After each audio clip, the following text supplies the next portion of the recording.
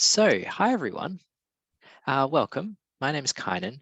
I'm part of the committee for the Association of Engaged Buddhists. I volunteer with the Engaged Buddhists. Welcome, and it's great to see you all. We're very grateful to have Bhante Pandit here today. Just a few things before we get started. Firstly, I'd like to acknowledge the traditional custodians of the land. So I'm on the land of the Gadigal and Wongal, and I'd like to pay my respects to elders past and present. Everyone here has been here before. I am pretty certain of it. You know roughly what the association does. We're trying to do what we can to provide community and support and spiritual teachings in the Buddhist tradition and make those accessible to a wide range of people. And we run solely by volunteers and donations. So if you are able to give dana, generosity, that will be greatly appreciated. And we will support Bhante Pandit through dana as well from the association. As I mentioned, Bhante Pandit is here to give the talk. This talk tonight, the description that we have is the unfettered mind. What is it like to have a mind free of hindrances? And thank you, Bhante, for being here. I'll pass it over to you so you can lead the talk and meditation. Thank you. Okay. Just give me a nod, you can all hear me. Yes. Okay, good. I still don't fully trust Zoom yet. I'm getting there. Okay, so this evening for you, this afternoon for me, you can see it's still daylight here for me. Currently, I am in the forest meditation center in one of the islands off the south coast of Thailand. And I've just been visited by a monkey, kind of large monkey, putting its bum up against my window. So unfortunately, he's gone now, or I'd be able to show you. It's quite funny. So this evening, I wanted to talk about this topic of the unfettered mind, because I have found, having been to many places and many teachers and listened to many teachings, that there are some things that are often omitted from Buddhism. And chiefly among these is the idea of enlightenment, because we assume that enlightenment is something for other people, something far off in the future. We assume that when you look inside your own self, you see yourself with desires, with kilesa, with defilements. And so you think that it's going to be many lifetimes before I can remove all of these desires and be completely pure. But this, in fact, is the wrong way of thinking in terms of Buddhism. Desires are not to be removed in one's lifetime. That is, everybody will have desires. At the very least, you desire to go to the bathroom, right? Desires will come up. You will be hungry. You want to eat. You'll be thirsty. You want to drink. You are hot inside, you want to go outside, you want to see your family and look after people. So if you think about it, the idea that you will ever be without these desires is kind of unthinkable. All of those desires and attachments are the things that make us us. They are your identity. And in many cases, they are your duty also. You have to take care of your house and your family and your pension and your car insurance. many things that I don't have to worry about. But believe me, I still have desires. So the idea that we can slowly whittle away desires one by one until we are left in a desireless state is frankly ludicrous. So what is meant by the idea of being without desire? If you know the Four Noble Truths, first truth, there is suffering. Suffering is to be understood. Suffering has been understood. So there are three levels to each truth. Second noble truth, there is the arising of suffering. The arising of suffering is to be put away. The arising of suffering has been put away. And we use put away because it's a soft word, but the Pali word is bahana, which means to destroy, to eliminate, to remove, exterminate. It's a hard word. Third noble truth, there is the cessation of suffering. The cessation of suffering is to be realized. The cessation of suffering has been realized. Three insights. And there is the Eightfold Path. The Eightfold Path is to be developed. The Eightfold Path has been developed. So in the arising of suffering in the second of the Noble Truths, according to the Dhammacakka Sutta, the arising of suffering comes from three kinds of craving. Craving in the sense realm, craving for becoming, and craving for non-becoming. Now I can explain what those mean. And it is the putting away, the elimination, the destruction of this craving that leads to Nibbana, according to the Dhammacakka Sutta, original sutta. So these three forms of craving, or the Pali word tanha, thirsting after, first of all refers to sensory objects in the sense realm, then refers to the form realm, and then the formless realm. Now the form realm is what you attain to through concentration meditation, through deep samadhi.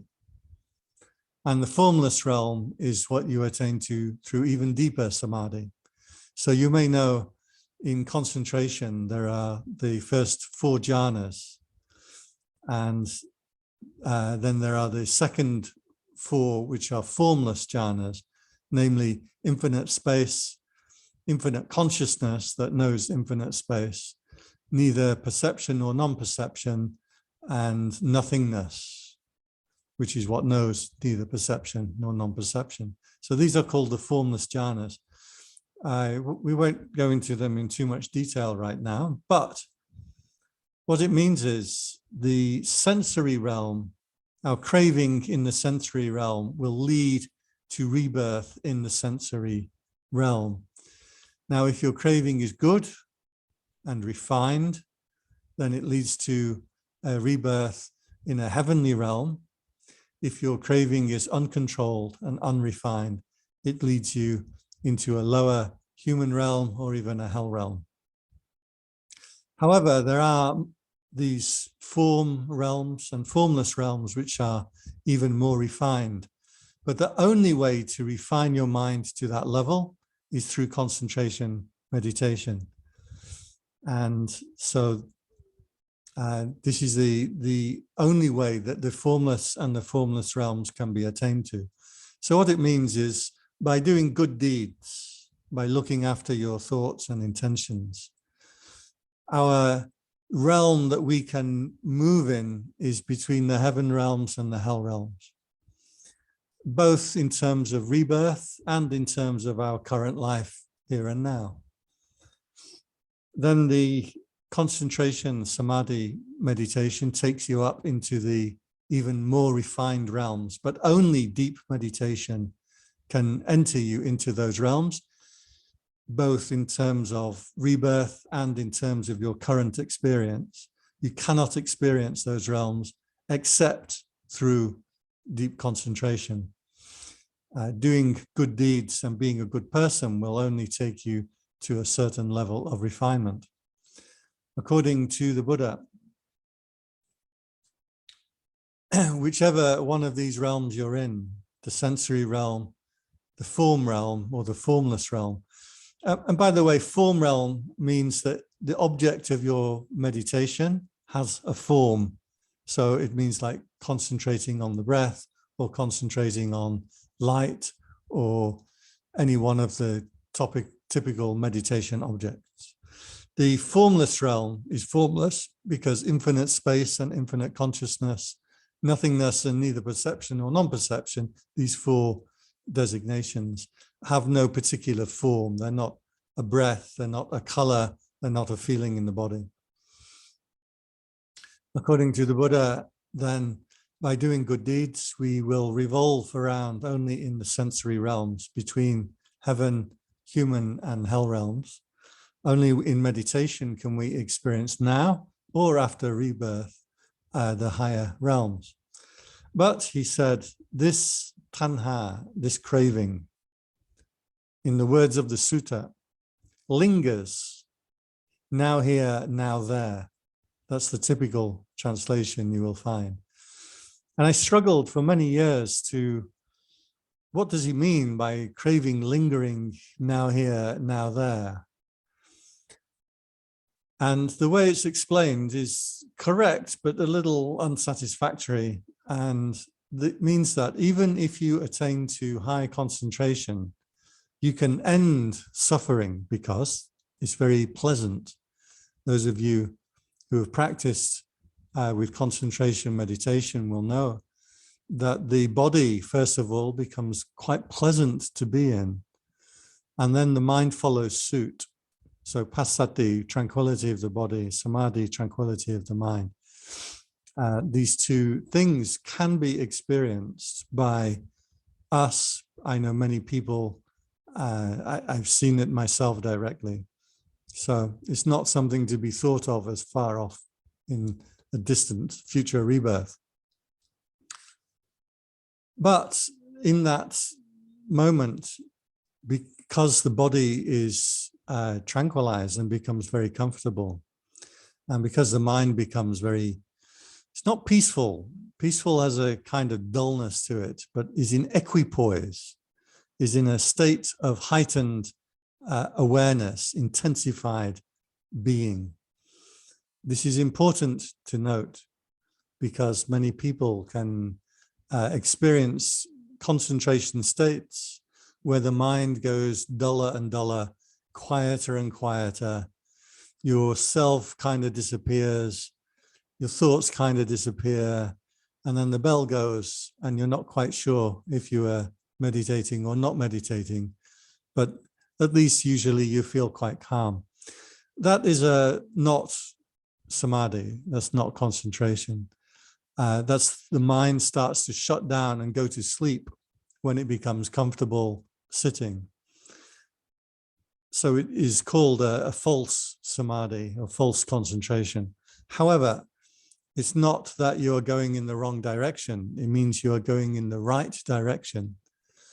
But there is much further to go. In short, you have to maintain that wakefulness. That wakefulness and brightness of mind will intensify.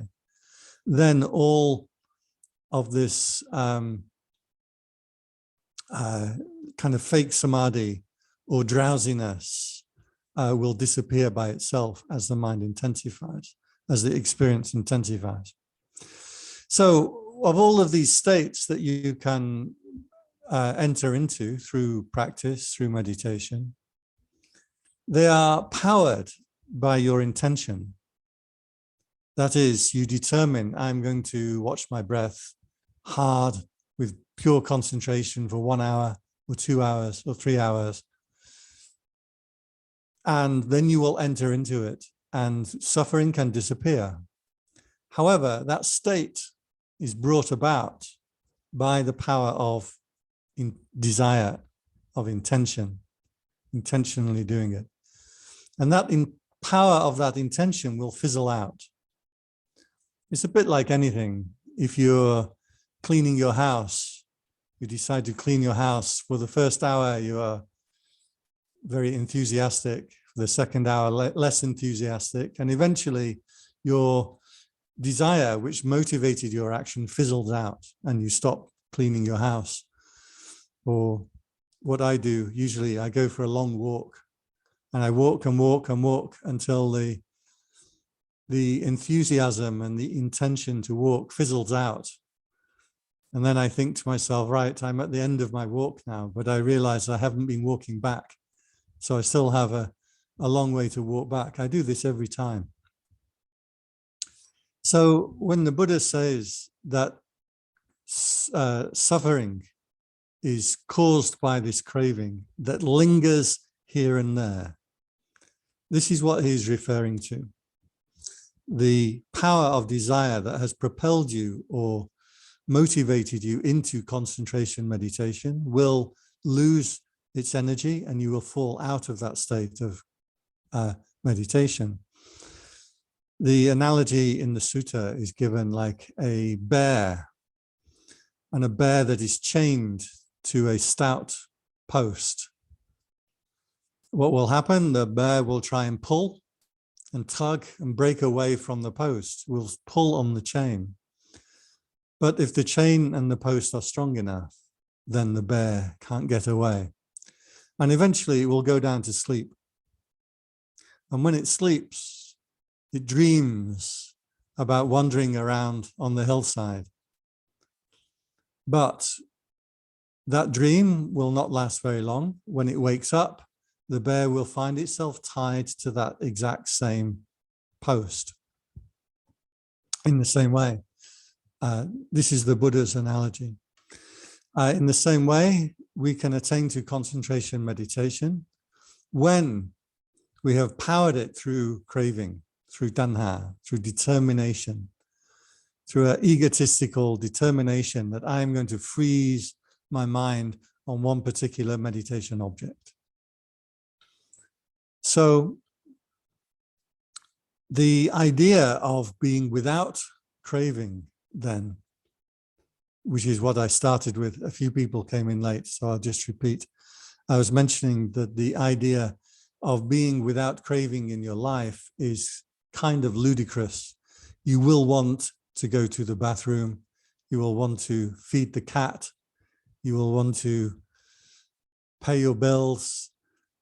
Just being alive in the world means you are going to have to employ desire. And those of you who know the journey to the West, you know the pig spirit, the sand spirit, the monkey, the monk and the horse, the 5 companions traveling. When they first meet when they first meet Pigsy. Pigsy is a pig spirit being thrown out of heaven. And he's captured the daughter of the local landowner and has her locked up in a room at the back where he intends to make her his wife. So clearly, Pigsy represents greed. And when you have greed, you have taken hostage to what is good and right. That's why he's quite happy to kidnap the young woman. But he also, in the story, goes out and tills the fields and plants the crops and gathers the harvest and sells the produce and makes money. He looks after the house and the land very well. So that is the journey to the West, depicting this quality of desire. It's not really to be thought of as a bad and evil thing. It's something you will have to employ if you want to have a reasonable life. However, there is this lingering problem with desire in the story, represented by the maiden kept imprisoned in the back of the house. So for our perspective, to give this idea of giving up desire, one desire at a time, thinking, well, I'll just get myself a nice little kuti, a nice little hut, and I won't desire the house. I'll leave my family. I won't desire to look after my family.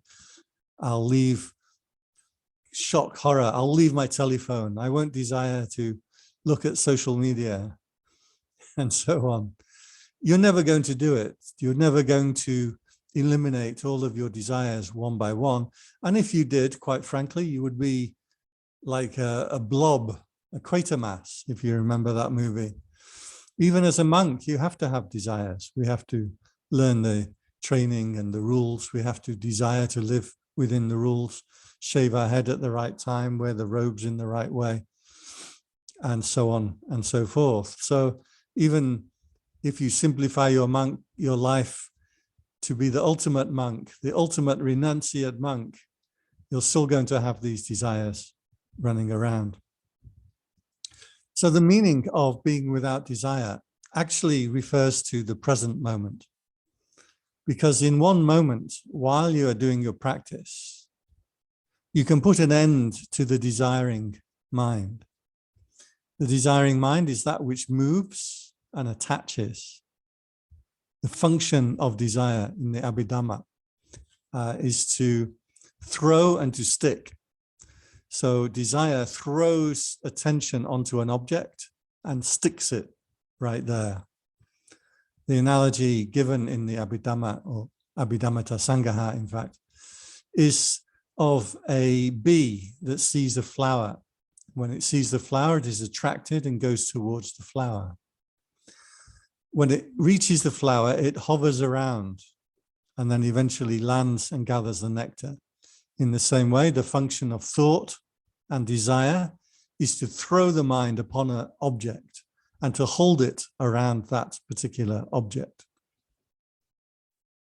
Now, our concentration meditation is doing that to a high degree. You have a meditation object, you throw your attention onto it, you hold your mind there and don't allow it to wander. However, you'll note that that power of desire is still powering that state. When the motivation ceases, you will fall out of that state, just like the bear wakes up and finds itself still chained to the same post. You will find yourself still chained to this body and this desiring mind. So our goal in the meditation ultimately is to put aside this desiring mind altogether. That is the mind that moves and holds on to, or moves and attaches, or the mind that thinks and sticks to something. So our question is, what happens if the mind doesn't move and doesn't stick to anything? I'm going to put into the chat here, by the way, the link to the sutra I'm talking about. My Bluetooth keyboard takes it. There we go. So in this particular sutta, the Buddha talks about the unfettered mind. That is the mind that doesn't have anything attaching it to any object, including concentration on a meditation object. The unfettered mind doesn't have any attachment, any movement, any fetter. And this, trust me, can be attained to or can be felt out. You may not get enlightened, but you can experience, if you know about it, if you've heard about it, thought about it, you can recognize it when it comes up. And that is the mind that stops reaching out to anything at all. So I'll give you an example. If you're sitting in a meditation or just in daily life, your mind may go to the sound of something happening outside you. Here we have chickens, they've been running around. I've been trying to get rid of them because when they screech, my mind goes to the sound. That is my mind being thrown upon an object by thought and attention and intention. And now my mind is with the sound, that is the object of attention. Then I feel a pain in my knee. I've forgotten about the sound, I go to the pain in the knee. That now is the object of my attention in the present moment. That is consciousness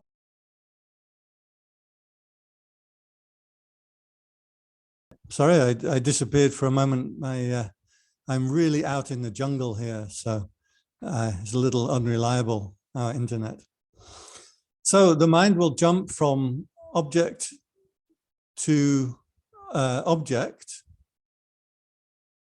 and we can feel the attention picking things up, picking up the sound outside, the feeling in my foot, the object of my meditation, and then a thought intrudes about something in the past or the future, and you feel your mind moving from one thing to another thing.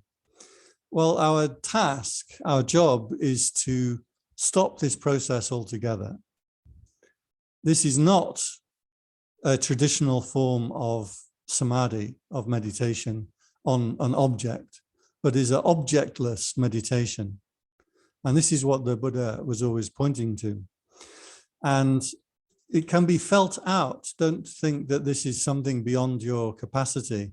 But if we never talk about it, if nobody mentions it, then it gets hard to recognize when it's there.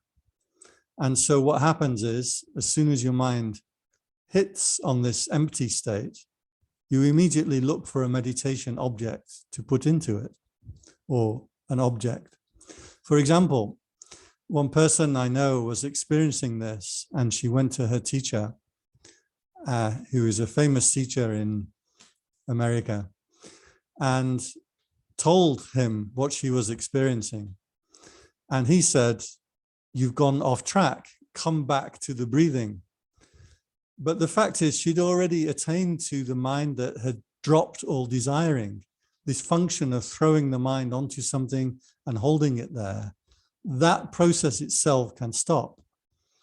When that happens, the mind becomes brighter, clearer, sharper, intensified. There's a feeling of life force and a feeling of power, feels powerful. You don't quite know what you can use the power for, at least not yet. I haven't experienced, but it feels like such an intensification, because the mind is returning to its own nature. When it's not being put upon any object, it returns to its own nature.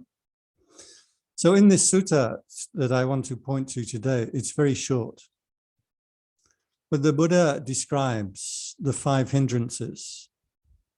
I'm fairly sure that you are familiar with 5 hindrances. First of these being sense desire. If sense desire is in your mind, it clouds your mind like a bowl of water which has had turmeric or dye dropped in the water, and the water becomes colored.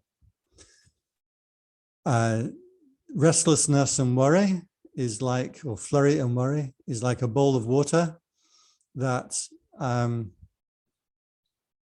is stirred up with mud at the bottom, and it's stirred up. Then, sleepiness is like a bowl of water. Sleepiness and tiredness is like a bowl of water, and the mud is stirred up underneath. There's doubt is like the bowl of water or a pond of water choked with weeds or watercress.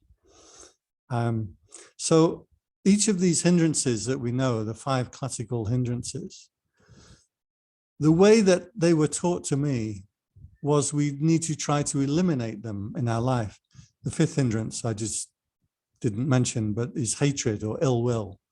And that stirs up a pot of water like wind blowing up waves on the surface of a pool. So the way that it was taught to me is you have to go through life trying to reduce or eliminate your hatred. Well, we're always going to dislike things. It's really hard not to dislike anything, especially if you follow politics. Very hard to not to dislike things. It's very hard not to have desires. It's very hard not to have sleepiness. So the idea that you'd spend a lifetime trying to eliminate these things from your life is, to me, nonsensical. So in this sutta, the Buddha says that a person who comes to listen to me and listens with faith and diligence in that moment has abandoned the 5 hindrances. Just from the intensification of holding yourself still, clear, and attentive. Now, there's another sutta which describes this. It describes some couple of monks at the back of a very large crowd that had come to listen to the Buddha. And one of those monks coughs. And the monk next to him says, "Shh, how can you cough? We are paying attention to the topic of liberation. The Noble One himself is speaking." So it gives an idea that if you were sitting in front of the Buddha himself, what would your attention be like? Would you be nodding off? Would you be drowsy? Your attention would be sharp and listening, providing you had faith. If right now, behind me walks in the Dalai Lama or somebody famous, even Bill Clinton, if he walked in behind me now, you would spark up and listen harder. He's somebody famous. You may not like him. You may like him. I don't know. You may be neutral, but you would be paying attention. So that moment of attention, if you can imagine what it's like, sitting in front of the Buddha himself with that sharp, clear, not allowing the mind to move 1 millimeter, but bright and clear. He said, in that moment, you have eliminated all 5 hindrances. So this I find really important, and is an important thing to acknowledge and to talk about, because sure, we want to eliminate hindrances in life. We want to reduce our greed, our hatred, our tina mitta, sloth and torpor, doubt. We want to eliminate these things in life for sure, but that's not what was being talked about. It's talked about this beautiful, unfettered equipoise. Now, it's an unfettered mind because the mind isn't going out to any object. As we do it in meditation, the mind just becomes still and clear and bright, but isn't focusing on the breath. You may, in fact, focus on the body. The body will start to feel very pleasant, which may be a surprise for some people. If you turn attention onto parts of the body that hurt or ache, you will still feel the hurting and the aching. But in this moment of equipoise, the body should start to feel very pleasant and should sit up straight all by itself, should self-energize. And there'll be a feeling of brightness and lightness. So I want to go to the sutta itself by sharing the screen. Okay, so sometimes a noble disciple pays heed, attention, and engages wholeheartedly and lends an ear to the teaching. At that time, the 5 hindrances are absent and the 7 awakening factors are fully developed. What are the 5 hindrances that are absent? Sensual desire, ill will, dullness and drowsiness, sleepiness and remorse, restlessness and remorse, and doubt. So note, those are absent in that moment. Doesn't mean you won't have sensual desire in your life or ill will in your life. Doesn't mean you won't go into dullness or drowsiness. But in that moment, they can all be 100% absent. When those are absent, the 7 awakening factors are fully developed. It's not that you have to develop them over a lifetime. They are there, right there in that moment. That is the quality of mindfulness, sati. Investigation of principles, Dhamma Vijaya, means to know Dharma.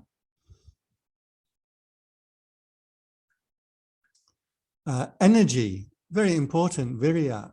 As I keep saying, the attention becomes intensified and energized. There's energy that runs through the body. Rapture, biti, means rapture, but it's a pleasant feeling of the mind. Tranquility is the word passaddhi, if you want the Pali, and that usually refers to the body. Here, Bhante Sujato uses the word immersion, but this word immersion is samadhi, concentration. And then finally, equanimity, upekkha. So here's what's important. In that moment, the 5 hindrances are absent. When the 5 hindrances are absent, the 7 factors of awakening are fully developed right there and then. So it's not like you have a stock of mindfulness and you have to keep topping it up or try and get it up to a certain level in your lifetime, and then spend 10 years investigating Dhamma, another 10 years cultivating energy. These are fulfilled in the moment. So the sutta finishes. Sometimes a noble disciple pays heed, pays attention, engages wholeheartedly, and lends an ear to the teaching. At such a time, the 5 hindrances are absent and the 7 awakening factors are fully developed.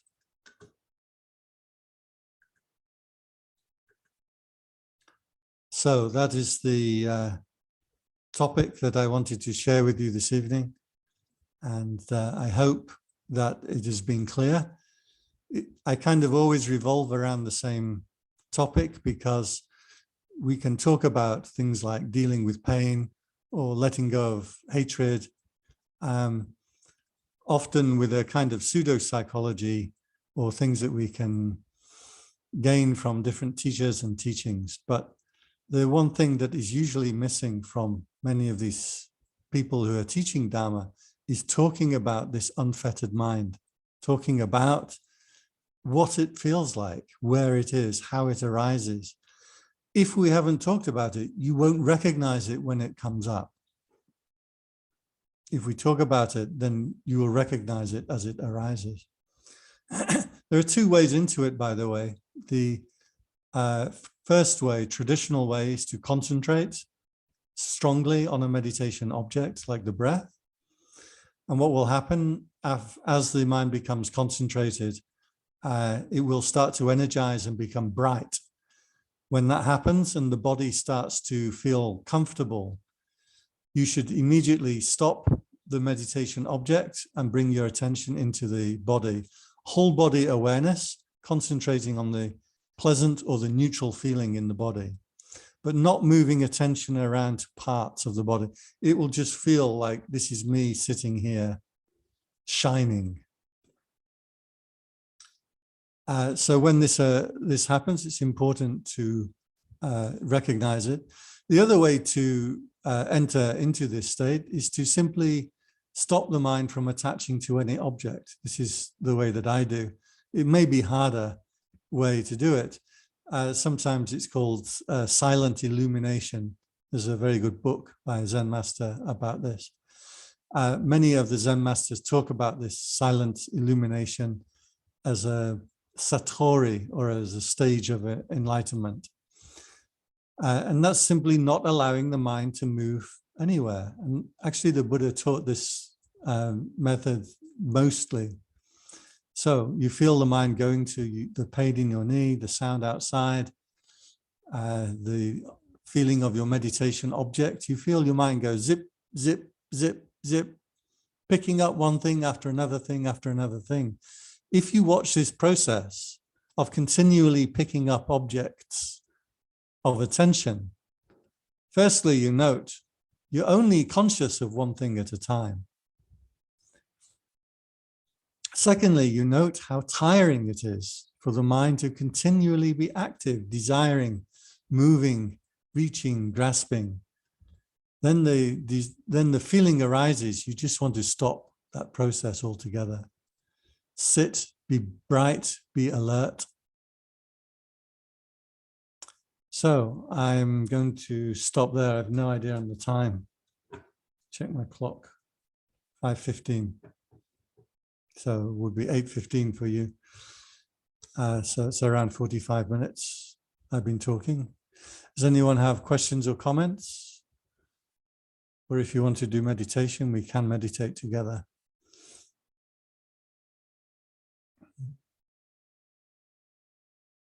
And you can tell me if what I'm saying is clear or not. I'm always afraid that I'm not being clear.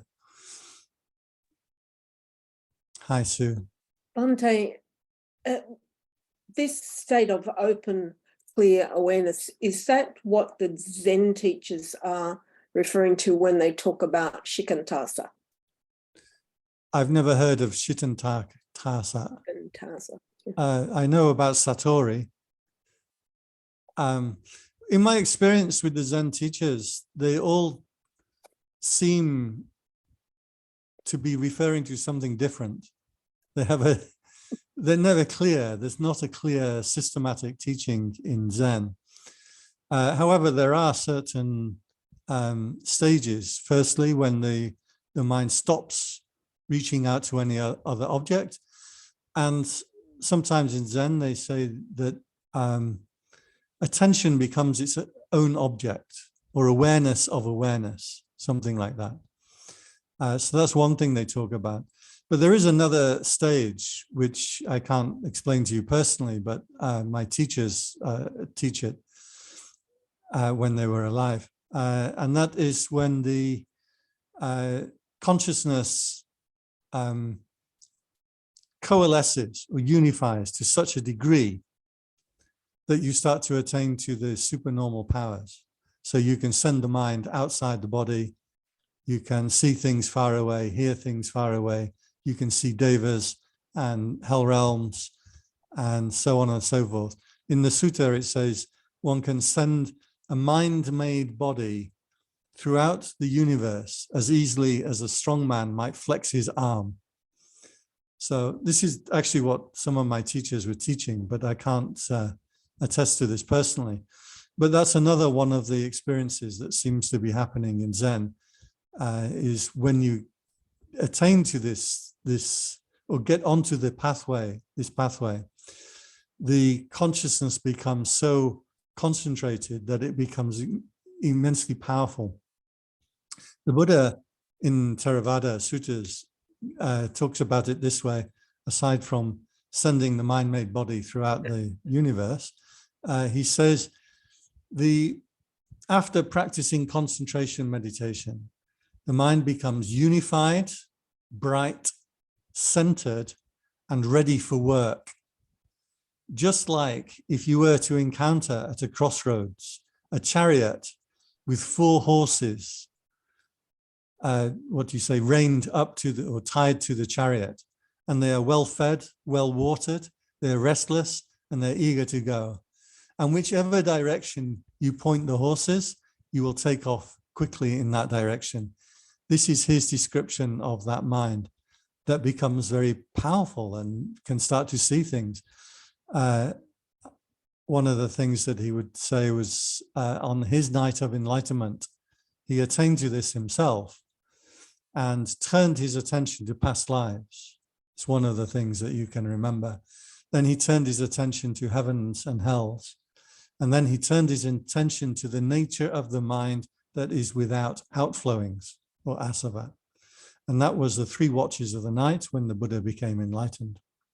So what exactly the Zen teachers are talking about is hard to say, because in my experience, this doesn't happen all in one go. It's something that dawns on you. Firstly, you note that this state of mind, which is a non-state of mind, if you like, has always been there. It's not something that you created. Like you can create states of mind by concentrating on something, of creativity, of writing music, of painting, of anything. You can create a state of mind by putting your attention on there, using your powers of thought. But what happens when you step out of that altogether? This new way of being becomes very self-aware, self-evident, bright, powerful, strong, but without an object.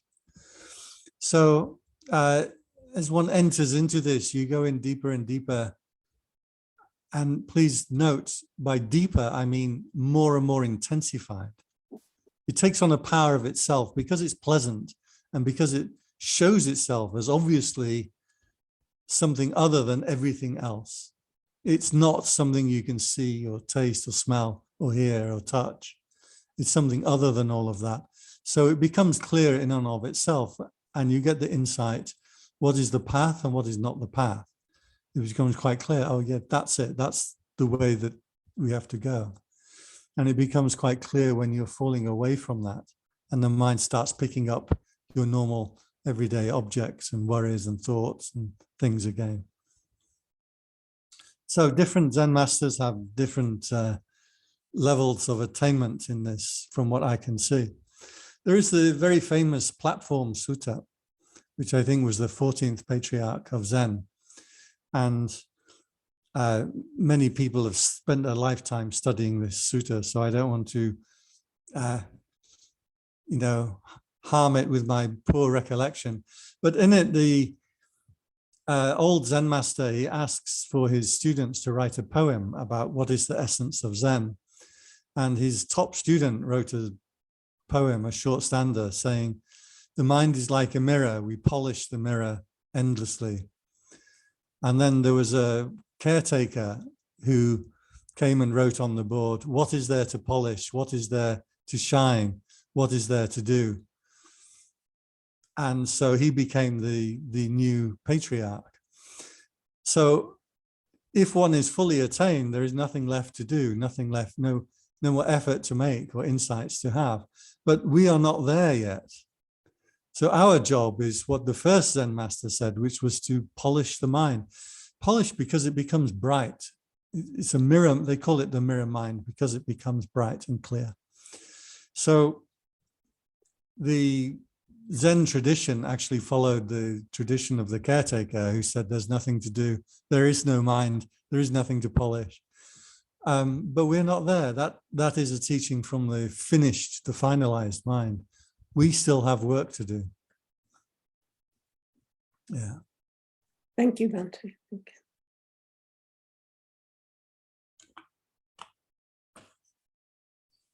At least I still have work to do.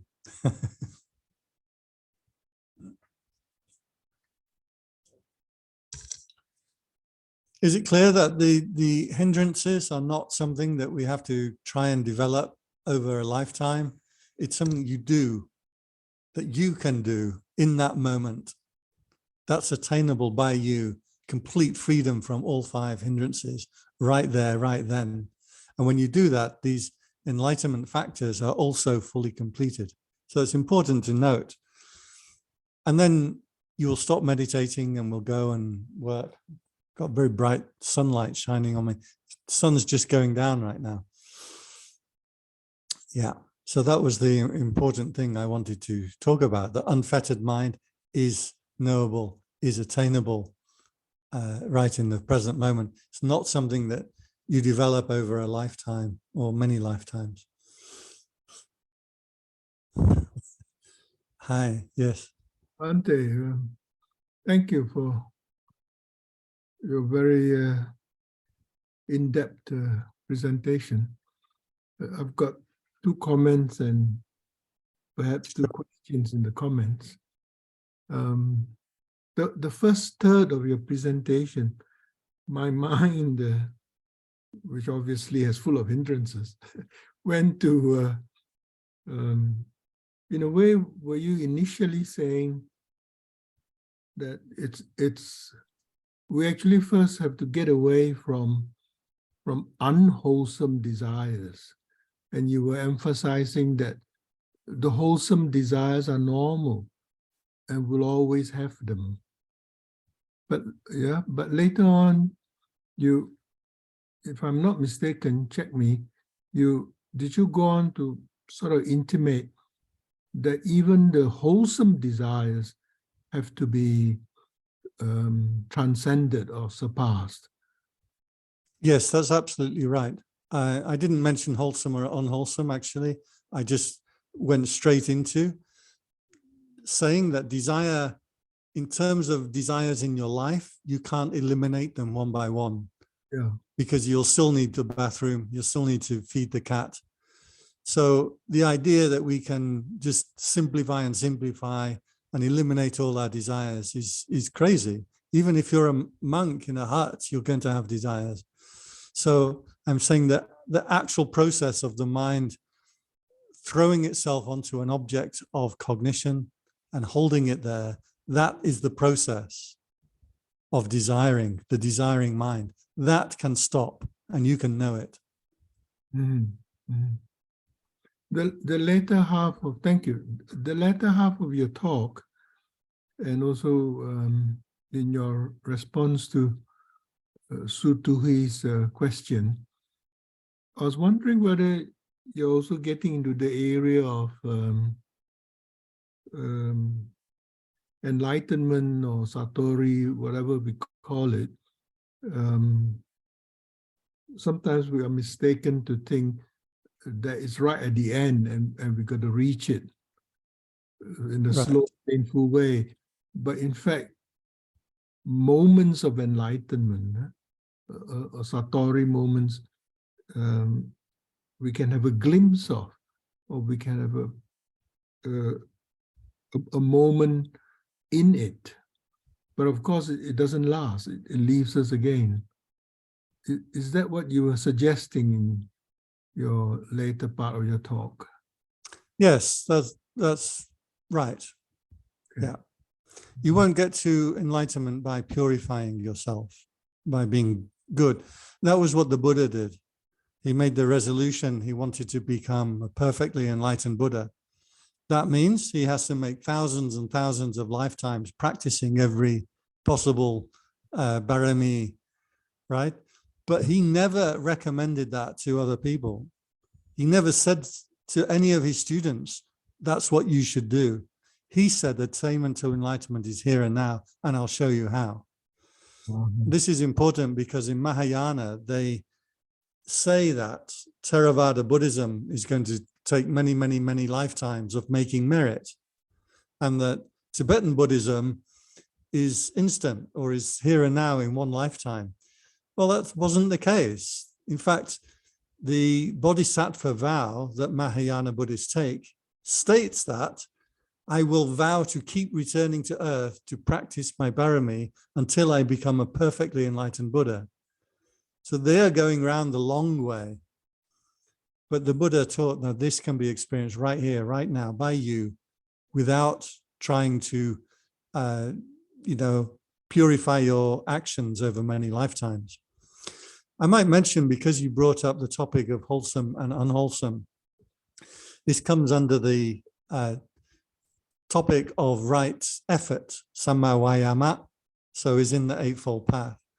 And right effort is, according to the sutta, unwholesome desires that have arisen or unwholesome states that have arisen, you strive to abandon them. Unwholesome states that have not arisen, you strive to prevent them. Wholesome states that have arisen, you strive to maintain them. Wholesome states that have not arisen, you strive to arouse them. So this is what we apply in a life, on a life scale, not just in meditation, but working and being with family and going to the shops and doing things. That's where we strive to maintain the wholesome and let go of the unwholesome, because you can't go to the shop or feed the cat in perfect concentration meditation.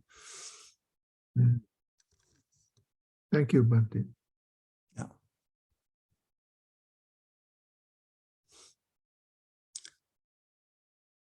If everybody's good, then we can wrap up for the evening. No one has a final thing? Okay. So I'm going to do the blessing, short blessing.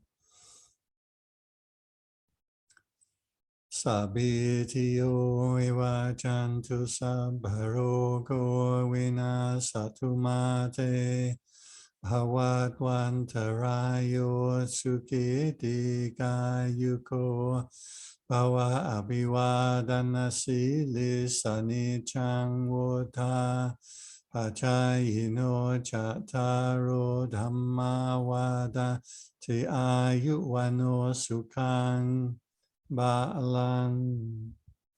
So I want to leave you with that and encourage everybody to keep up the practice, keep trying. Don't underestimate yourself and be observant, because these things are actually right there.